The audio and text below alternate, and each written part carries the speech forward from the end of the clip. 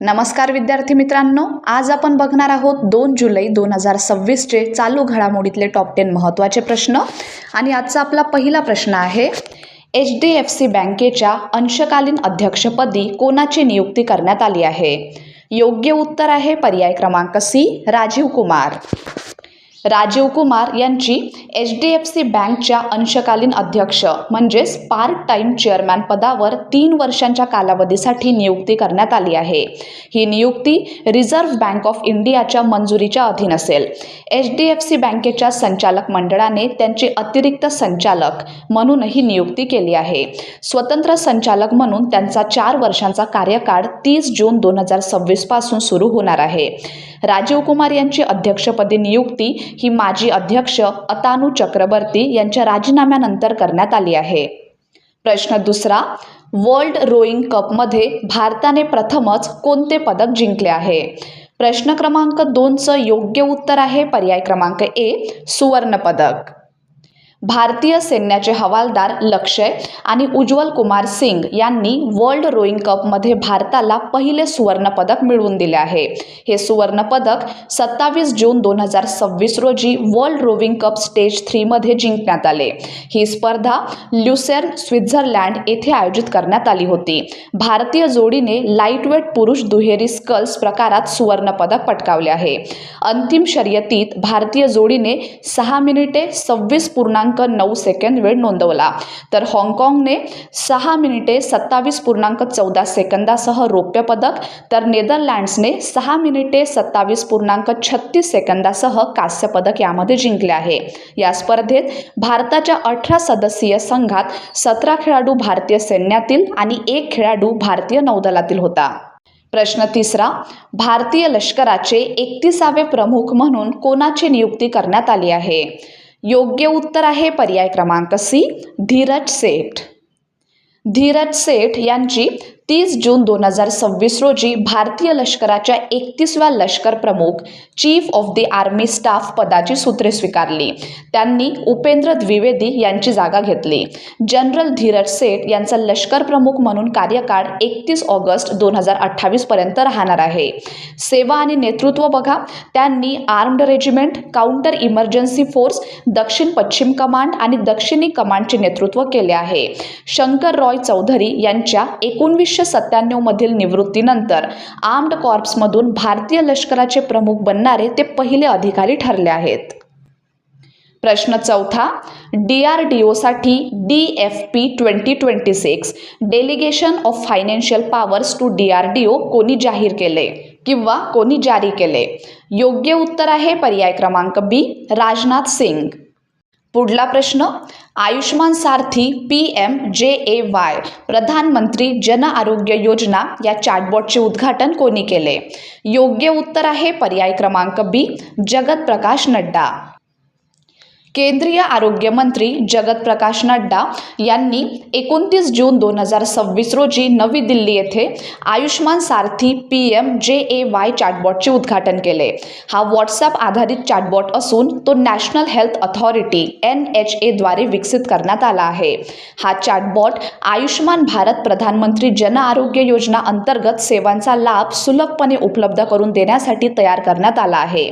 व्हॉट्सॲपद्वारे digital सेवा, तर लाभार्थी 7290823838 या क्रमांकावर व्हॉट्सॲपवर हाय पाठवून या चॅटबॉटचा वापर करू शकतात। तसेच अधिकृत QR कोड स्कॅन करूनही या सेवांचा लाभ घेता येईल। प्रश्न 6वा आहे, आंतरराष्ट्रीय क्रिकेटमधून निवृत्ती जाहीर करणारे इंग्लंडचे अष्टपैलू खेळाडू कोण आहेत? बरोबर उत्तर आहे पर्याय क्रमांक बी, बेन स्टोक्स। इंग्लंडचा अनुभवी अष्टपैलू खेळाडू बेन स्टोक्स यांनी आंतरराष्ट्रीय क्रिकेटमधून निवृत्ती जाहीर केली आहे। New Zealand tour of England 2026 test सिरीजमधील 3रा कसोटी सामना हा त्यांच्या कारकिर्दीतील अखेरचा आंतरराष्ट्रीय सामना ठरणार आहे। हा सामना ट्रेंट ब्रिज येथे खेळविण्यात येणार आहे। त्यांनी 2011 मध्ये आंतरराष्ट्रीय क्रिकेटमध्ये पदार्पण केले होते। एप्रिल 2022 पासून ते इंग्लंडच्या कसोटी संघाचे कर्णधार म्हणून कार्यरत होते. 2019 क्रिकेट वर्ल्ड कप फायनलमध्ये न्यूझीलंड विरुद्ध त्यांनी नाबाद 84 धावांची खेळी करून इंग्लंडला विश्वचषक जिंकून देण्यात महत्त्वाची भूमिका बजावली होती. त्याच वर्षी दी ॲशेस 2019 मालिकेतील हेडिंग्ले क्रिकेट ग्राउंड येथे त्यांनी नाबाद 135 धावांची ऐतिहासिक खेळी साकारली होती. त्यांची कसोटी क्रिकेटमधील सर्वोच्च धावसंख्या 258 धावा असून त्यांनी 2016 मध्ये साऊथ आफ्रिका विरुद्ध केप टाउन येथे हा विक्रम केला होता. प्रश्न 7वा आहे, ग्लोबल स्किल्स चॅलेंज ऑस्ट्रेलिया 2026 मध्ये भारताने एकूण किती पदके जिंकली आहेत? योग्य उत्तर आहे पर्याय क्रमांक सी 5. भारताने ग्लोबल स्किल्स चॅलेंज ऑस्ट्रेलिया 2026 मध्ये एकूण 5 पदके जिंकली आहेत. या स्पर्धेत भारताने 3 सुवर्ण, 1 रौप्य आणि 1 कांस्य पदक पटकावले आहे. ही स्पर्धा 23 ते 29 जून 2026 दरम्यान ऑस्ट्रेलियामध्ये आयोजित करण्यात आली होती. स्पर्धा 2026 मध्ये शांघाय येथे होणाऱ्या 48व्या वर्ल्ड स्किल्स स्पर्धेच्या तयारीसाठी आयोजित करण्यात आली होती. भारताचे पदक विजेते पुढील प्रमाणे आहे. पवन भद्रावती सुरेश, जे की कर्नाटकचे आहे, यांना ॲडिटिव्ह मॅन्युफॅक्चरिंगमध्ये सुवर्ण पदक प्राप्त झाले आहे. तर मौसम कुमार गिरी, ज्या की बिहारच्या आहेत, यांना क्लाउड कम्प्युटिंगमध्ये सुवर्ण पदक मिळाले आहे. विष्णुप्रिया सुनील, ज्या दिल्ली येथल्या आहेत, यांना हेल्थ अँड सोशल केअरमध्ये सुवर्ण पदक प्राप्त झाले आहे. Harsh Ramesh Pawar, Maharashtra, 3D digital game आर्टमध्ये यांना रौप्य पदक मिळाले आहे. आणि मुस्कान, ज्या की हरियाणाच्या आहे, यांना कांस्य पदक प्राप्त झाले आहे पेंटिंग अँड डेकोरेटिंगमध्ये. प्रश्न 8वा, प्रोजेक्ट ब्रह्मांकचा 16वा स्थापना दिन कधी साजरा करण्यात आला? प्रश्न क्रमांक 8चं योग्य उत्तर आहे पर्याय क्रमांक सी 29 जून 2026 रोजी. बॉर्डर रोड्स ऑर्गनायझेशन BROच्या प्रोजेक्ट ब्रह्मांकचा 16वा स्थापना दिन 29 जून 2026 रोजी साजरा करण्यात आला. हा कार्यक्रम रणघाट येथे आयोजित करण्यात आला. या प्रकल्पाने भारताच्या ईशान्येकडील सामरिक सीमावर्ती भागात पायाभूत सुविधा उभारण्यासाठी 15 वर्षांची उल्लेखनीय सेवा पूर्ण केली आहे. प्रोजेक्ट ब्रह्मांक म्हणजे काय? तर प्रोजेक्ट ब्रह्मांक हा BROच्या महत्त्वाच्या पायाभूत सुविधा प्रकल्पांपैकी एक आहे. या प्रकल्पाअंतर्गत अरुणाचल प्रदेशमधील सामरिकदृष्ट्या महत्त्वाचे रस्ते आणि पूल बांधणे व त्यांची देखभाल करणे हे कार्य केले जाते. या प्रकल्पाच्या कार्यक्षेत्रात सियांग, पूर्व सियांग, पश्चिम सियांग, अप्पर सियांग, शियोमी तसेच आसाममधील धेमाजी जिल्ह्याच्या काही भागांचा समावेश आहे. प्रोजेक्ट ब्रह्मांकची स्थापना 29 जून 2011 रोजी करण्यात आली होती. हा प्रकल्प 3 डिसेंबर 2011 रोजी पूर्णपणे कार्यान्वित झाला.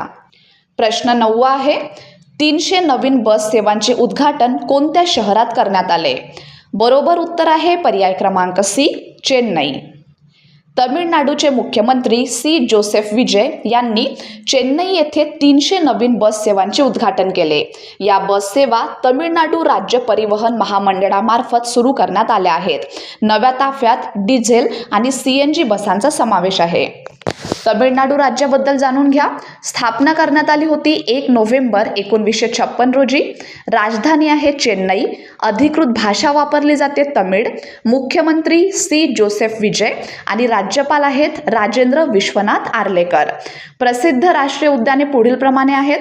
मुदुमलाई राष्ट्रीय उद्यान, मुकुर्थी राष्ट्रीय उद्यान, गल्फ ऑफ मन्नार सागरी राष्ट्रीय उद्यान.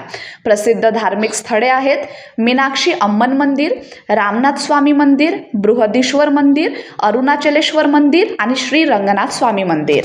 शेवटचा प्रश्न क्रमांक 10वा. ग्लोबल प्रेस्टीज पुरस्काराने सन्मानित होणारे बिहार क्रिकेट संघटनेचे अध्यक्ष कोण आहेत? बरोबर उत्तर आहे पर्याय क्रमांक सी हर्षवर्धन. हर्षवर्धन यांना ग्लोबल प्रेस्टीज अवॉर्डने सन्मानित करण्यात आले. हा पुरस्कार House of Lords United Kingdom संसदेत प्रदान करण्यात आला. Visionaries of change charting the course to विकसित भारत 2047 या संकल्पनेअंतर्गत विकसित भारत 2047च्या दृष्टिकोनासाठी दिलेला नेतृत्व आणि योगदानाबद्दल त्यांना हा सन्मान प्रदान करण्यात आला. तर विद्यार्थी मित्रांनो, हे होते आपल्याचे टॉप 10 महत्त्वाचे प्रश्न. धन्यवाद.